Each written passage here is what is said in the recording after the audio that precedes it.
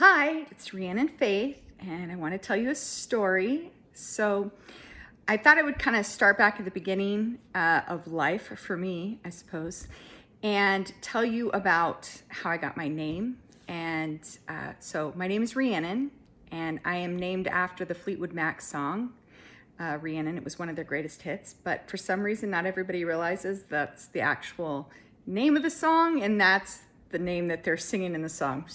Really fun side note. So my dad picked the name actually.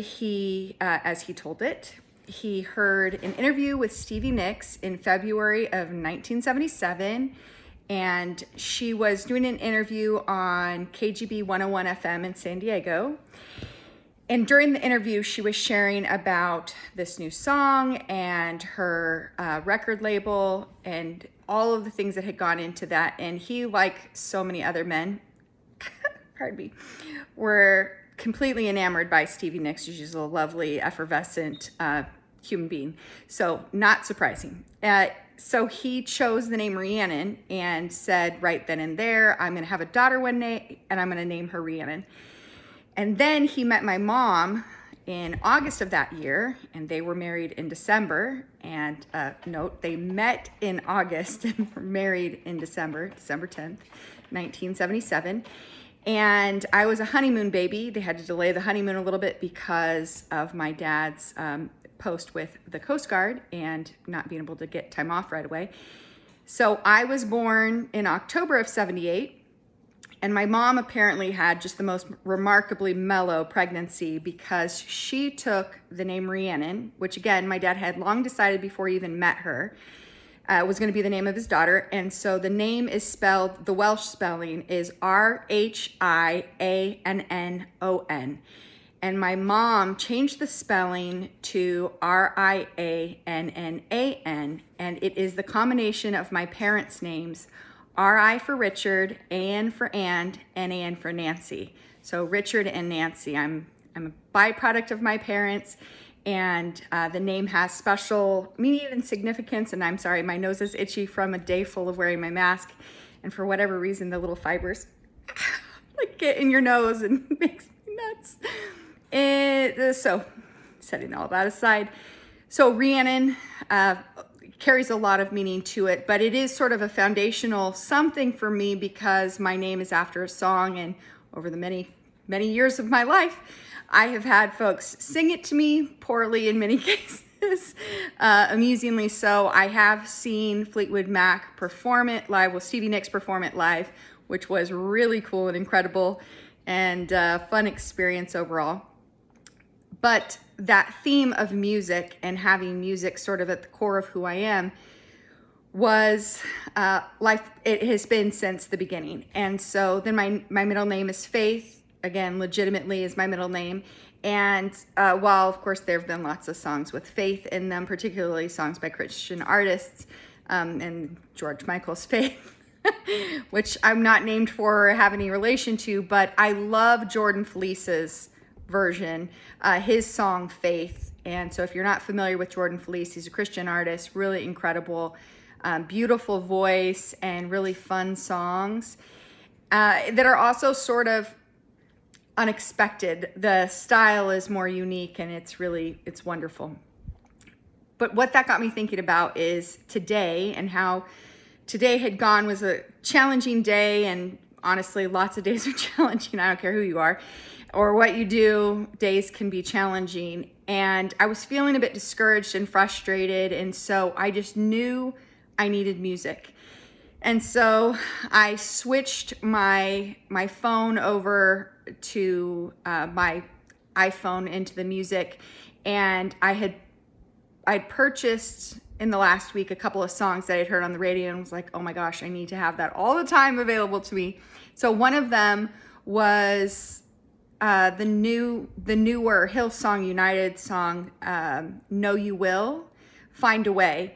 And oh my gosh, I listened to that song 3 or 4 times on repeat and was just scream singing with it. And it changed everything about how I was feeling in that perspective. And I have to say over and over again, God has used music in such a powerful way. And as I think back all the way through my childhood, music was always really important in our home. Embarrassingly so, there were times where we would have, no exaggeration, 0 in the refrigerator. As my dad was fond of saying, oh, you better put on glasses, you'll get chrome burn from all the reflection, since nothing else was in the refrigerator. And my mom was a wizard at taking what were seemingly useless and unrelated to one another ingredients and putting together some spectacular feast for the family, which is crazy and awesome. And I have no idea how she did it, because even now, if I was to look at those same ingredients, and I'm relatively creative in the kitchen, I could not have reproduced what she did. So kudos to you, Mom. That was an amazing job over and over and over again. But we always had what I would say was relatively top of the line music entertainment. So we would have this really spectacular stacked, back in the day, the stacked system of multiple elements. So you'd have your tape player and your equalizer, and then at the top you'd have your record player, because yep, that was a thing. And we had records, and then as soon as CDs came out, while we still didn't necessarily have food in the fridge, we had CDs. And I was watching when MTV went live. I remember seeing that first thing, and we were like, what? Music television, when it was actually music television. And that was really fun. But all of those different circumstances throughout my childhood, it was music. There was music to something. And so there's this ongoing soundtrack of incredible musicians and incredible songs, and they connect back in such a critical and important way, all of those memories. And so they tie back to fond moments and challenging moments. And I can hear, when I hear certain songs, I am transported like a time machine back to that moment when maybe I heard it last, or when it was a specific sort of memory. And that has been extraordinary, such a gift. And I think people talk about, just the fun, what would you do or what would you rather? I could not stand to lose my hearing. And that would be so heartbreaking, because, and I will say, if I was to lose my hearing, God would do some work in me to allow that not to be as devastating as it is. But I love music. Even as I could listen to a song 100 times. There are certain songs that just really resonate with your soul, and I will get the chills every single time, because I can feel the words. And I'm particularly fond of music that is a storytelling element, or the things that just take you to a place you didn't expect to go, of encouragement, or reminded of God's character in particular. A lot of the music I listen to now is about that message. I listen primarily to Christian music by choice. And actually, there's a story behind that. So years ago, I was really struggling. It had been a very difficult season. And again, just really stressed with discouragement. And I felt like I wasn't hearing God's voice anymore, and I was calling out to him. I was driving southbound on the 15 in San Diego, and I was near Miramar, or Mira Mesa, and I'd never had a problem with the stations there before. Never had any kind of interference or interruption, sometimes closer to Miramar, but not in Mira Mesa. And as I'm flipping through the radio station, and I'm literally tears in my eyes, crying, God, I can't hear you anymore. Just talk to me. Tell me what you want me to do. Help me, please. And I'm fiddling with the station because it's staticky. So I hit the seek, and it flows through the whole cycle, and it comes back. And it's a Christian station, and I recognize the song, but I was hostile and angry and sad and feeling sorry for myself, honestly. And so I again said, God, just speak to me. And I'm hitting scan and circling through again and running all of the stations, and still comes back to just this one station, this one Christian station. And like, God, where are you at? I need you, Lord. Why have you abandoned me? I press scan again. And it was embarrassingly like 5 times I did this. And then it hit me like I smashed into a wall. He's talking to me through this song. He's reaching through a moment when there was no one else there to impart wisdom or hope, he's using a radio station, he's using this song. And I was so overwhelmed with God's goodness. And I actually had to pull over because I was ugly crying. Like it was bad. It was a lot of tears and I was so overwhelmed. But in his goodness, that even though I was being stubborn and pig-headed, his extravagant love, and he's going to these extravagant measures to reach me in spite of my foolishness and ignoring what's right in front of me. Okay, I'm giving it to you. I'm giving you this encouragement. It's right here. And he has done that countless times. There was another occasion where I was feeling so sad that something didn't work out the way that I had hoped. And I felt like I needed this relief of this change, and it didn't happen, and I couldn't move forward. And I got in the car, and the song, Even If the Healing Doesn't Come, is on. And I'm, again, just the ugly crying. You know, will I call out to you? Will I speak of your goodness? Am I going to give you praise even if I don't understand why I'm in this season or situation? Or am I going to turn my back and be angry and hurt as though that's going to change anything either?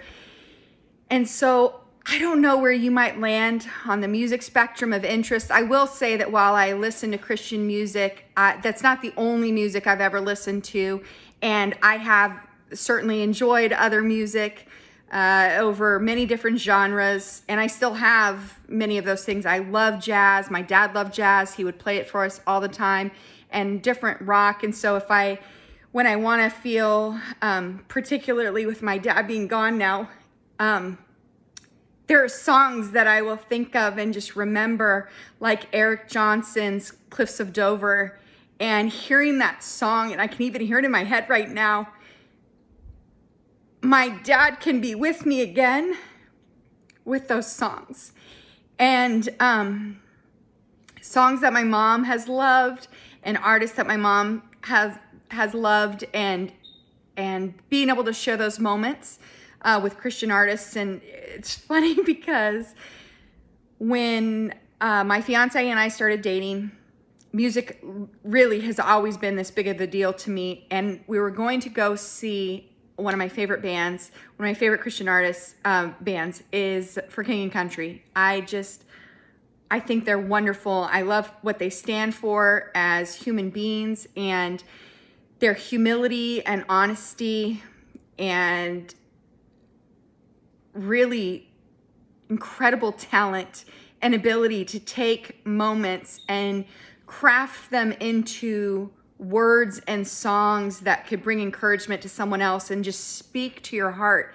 And one of their albums, Burn the Ships, it came out just a couple of days after my birthday, my 40th birthday. And that whole album was just speaking into different moments of my life during that time and season. And so I was so excited to have the opportunity to see them in person. So we were going to go and see them in person in Tucson. And I was so nervous and anxious to see them in person. Not because I'm full fangirl, although I guess I kind of am, but I don't see people in that way. I think that's a unique gift that God has given them, and I love that they share that talent with others. But I don't see them as greater than human because of that. So I guess just to clarify. But we were going on a trip together, my fiance and I, to go to this show. And I was so nervous because I thought, oh my gosh, I love this guy so much. But what if he doesn't love music like I love music? What if this is not a space that we can connect on? And I was so anxious about that. Like, I was more nervous about him enjoying being in that experience with me that I like really kind of took away from the entire trip being there. But once the band started, I was like a kid in a candy shop, so beside myself with excitement. It was wonderful. And I was like, I couldn't stop smiling. I'm loud singing all the songs. I was just in heaven. And I look over at one point, and I didn't know what he was doing because I was just slightly more angled towards the stage than he was. He was recording me. He was recording me, my response to the songs, because he said that was such a precious thing to share. And I thought, oh my goodness, isn't God amazing that he has given me this person who not only enjoyed himself for himself, but he was so excited about my excitement that he wanted to record that moment. And that was honestly a little bit embarrassing, but there is some little hair or fuzzy or something on my face and it's making me nuts. It was such a great thing. And I was so happy to have shared it. And that felt more vulnerable, again, as ridiculous as this sounds, as anything that I had shared with him in conversation or moments as we were getting to know each other as a couple. And I thought, wow, this is crazy. Like, there was so much holding on that, hinging on, are we going to be able to share this? Because music, it matters that much to me. And so I don't know if music is a big deal to you, but I love it. And if I need a word of encouragement and I can't, my head gets really busy and there are lots of thoughts that sometimes get in the way, I recognize that I am immediately recharged, reinvigorated, ready for whatever is going to come my way when I allow my heart to be filled and my mind to be filled with these songs of encouragement. And it was a commitment that I made in that moment as I pulled to the side of the road with my super ugly crying and just true brokenness at the totality of my circumstances and the sadness that was over me, that God, you spoke to me in this moment and I wasn't listening. And so I'm going to keep listening and I'm going to be ready to hear. And the only music playing in my car now will be Christian music. And it's not because I think there is something, terrible about this or that, or the secular versus Christian. And actually, Pastor Matt Hammond, I went to Flood Ministries in San Diego down in, now I can't think of what the name of that area is, but it's by SDSU. They used to be there on that campus with College Avenue Baptist, and they since, many years ago split off into their own space. But one of the things he said, because of course music and a college audience is a big deal, he was talking about how people get so fixated on secular music versus Christian music and what's the right thing. And he said, God gave each of these people the talent that they have. There isn't a division between those. But for me, when I'm thinking about the words that I'm hearing, the message that I'm getting, the story that's being told through the music, I want it to be one that's edifying my soul. And I feel like I get that with the various Christian artists. And I have tons that I love for all sorts of different reasons and moments that they encapsulate or remind me of God's goodness. And even thinking back into my high school years, I loved punk music.